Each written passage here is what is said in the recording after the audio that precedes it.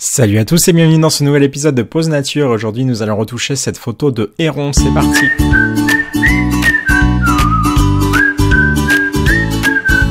Alors pour information, cette photo a une histoire un peu symbolique pour moi puisqu'elle a été sélectionnée parmi les 20 meilleures photos du concours Festi-Photo de 2017.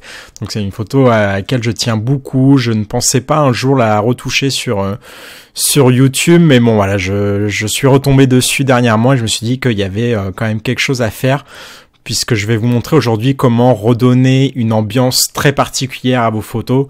Vous voyez que sur celle-ci, la photo de base était plutôt sombre et sous-exposée et elle ne rendait pas forcément honneur au sujet, puisque au moment de la prise de vue, il faut savoir qu'elle a été prise très tôt le matin.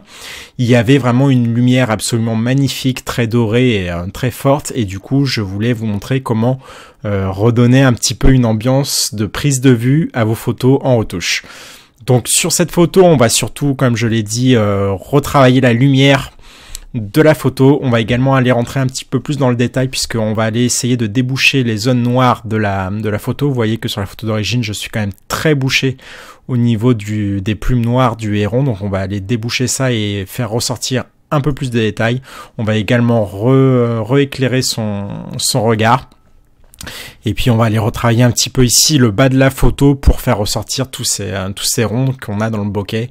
Donc on va travailler ça tout de suite. Donc je vais repartir à 0. Au niveau de l'importation, je vais enlever la comparaison. Et donc on va cliquer ici sur auto pour avoir déjà une bonne base. Alors on voit que ça nous a éclairci un petit peu la photo, mais vraiment pas assez. On voit ici que l'histogramme, on n'a aucune valeur dans les hautes lumières et dans les blancs. Donc on va tout simplement aller ici pousser très très largement nos blancs et vous voyez que ça nous a bien éclairé notre photo. Donc on va, pour compenser ces zones un petit peu cramées qu'on a un peu partout, on va ici descendre les hautes lumières à 100% et vous voyez que ça a tendance à me faire ressortir des ronds de bokeh, ce qui est vraiment plutôt pas mal du tout. Donc je vais ici encore augmenter très largement mes blancs pour avoir vraiment une ambiance très lumineuse. C'était vraiment ce que je voulais mettre en avant sur cette photo. On va également rajouter de la clarté et on va voir que ça nous fait également ressortir ici nos ronds.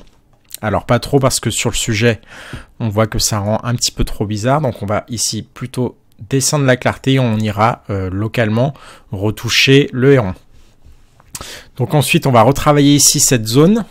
Donc je vais utiliser ici un filtre dégradé que je vais tirer pour rajouter encore de la lumière. Vous voyez ici, ça rajoute vraiment une ambiance très lumineuse. Donc on va peut-être pas aller aussi loin. Je vais descendre un tout petit peu l'exposition.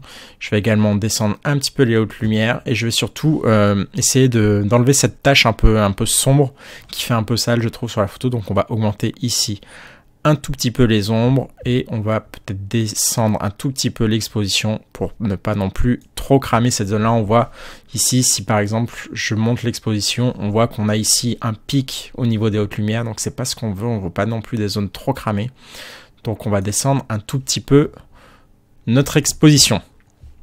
Ensuite, on va aller retravailler le sujet en lui-même. Donc je vais d'abord retravailler son œil qu'on va essayer de rééclairer. Donc je vais utiliser ici un filtre radial que je vais tirer, je vais l'inverser comme ceci et je vais aller le tourner et surtout l'aplatir pour vraiment aller épouser la forme de l'œil comme ceci.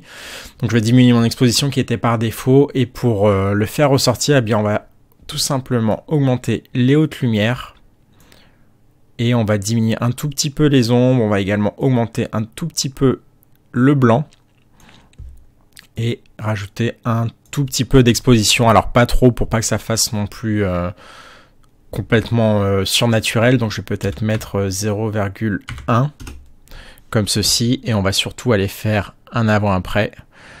Donc avant et après. Donc on voit que c'est assez léger, mais ça nous a vraiment permis de remettre de la vie et de la luminosité dans l'œil de l'animal. Donc je vous remontre avant et après. Donc maintenant, une fois qu'on a fait ça, on va aller retravailler les plumes noires ici du héron. Donc on voit qu'elles sont encore très sombres, même si on les a beaucoup éclairées par rapport à la photo de base.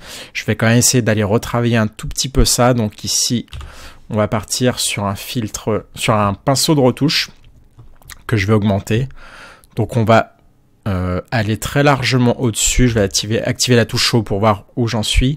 Donc on va très largement déborder puisqu'on va utiliser comme d'habitude un masque de gamme pour ne sélectionner que le noir. Donc ici, je vais compléter pour aller chercher ces plumes ici. Et maintenant, on va aller activer notre masque de gamme luminance et on va descendre très largement ici notre curseur pour ne garder que le noir. Et donc on va désactiver avec la touche Show, on va se remettre à taille normale et on va enlever le réglage automatique et on va aller donc retravailler cette zone là. Donc on va augmenter assez fortement les noirs comme ceci et on va surtout booster les hautes lumières pour avoir les reflets lumineux qui vont ressortir, ce qui va nous permettre de faire ressortir les détails. On va également mettre de la clarté comme ceci. Et si on fait un avant-après, donc avant, après, on voit qu'on a quand même bien rééclairé nos plumes noires. On va peut-être redescendre un tout petit peu les noirs comme ceci et booster les blancs. Et on voit qu'on a bien rééclairé les plumes sans avoir un rendu non plus trop superficiel. Ça reste quand même assez naturel, donc je vous montre l'avant et l'après. On voit qu'on a quand même gagné beaucoup de détails. Donc voilà, c'est tout pour aujourd'hui. J'espère que vous avez apprécié cet épisode et qu'il vous aura permis d'apprendre à recréer l'atmosphère que vous aviez à la prise de vue. C'est quelque chose qui n'est pas très facile à faire, mais avec le développement photo, c'est possible, comme vous pouvez le constater. Donc j'espère que vous avez apprécié cet épisode. N'hésitez pas encore une fois à télécharger mes 5 presets qui vous sont offerts en cliquant sur la vignette qui vient d'apparaître. Il suffit juste de cliquer sur le lien et ça va vous amener sur le site avec un lien de téléchargement des presets gratuits. Voilà, c'est tout pour aujourd'hui. Je vous souhaite de bonnes photos et puis je vous dis à la prochaine. Salut tout le monde.